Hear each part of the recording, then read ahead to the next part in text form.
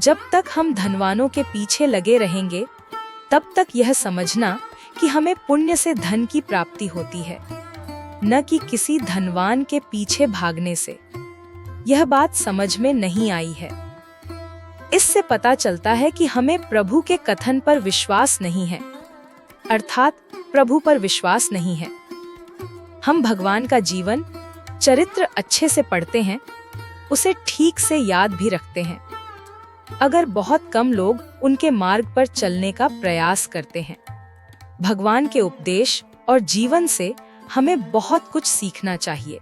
जब हम किसी लौकिक दृष्टि से सफल व्यक्ति की बात करते हैं, तब अधिकांश लोग उस व्यक्ति के समान सफल बनने की कामना करते हैं।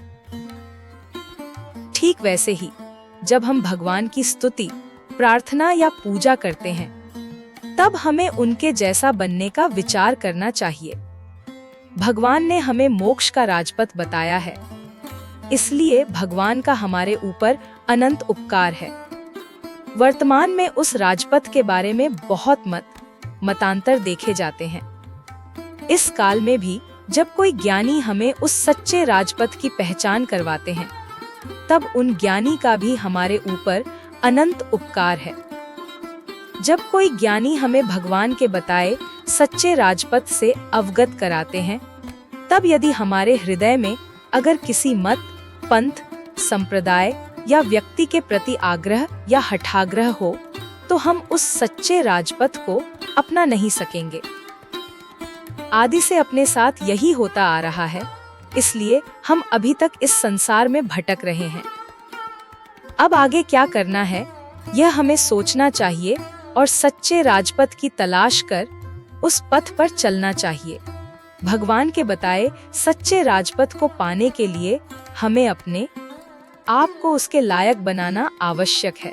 उसके लिए संतोष, सरलता, सादगी, समता, सहिष्णुता, सहनशीलता, नम्रता, लघुता, विवेक जैसे गुण जीवन में होना अति आवश्यक है। हमें भगवान की वाणी पर कितना विश्वास है, यह हमारे दैनंदिन व्यवहार से पता चलता है। अपना सोच, वाणी और वर्तन भगवान के कहे अनुसार होने चाहिए।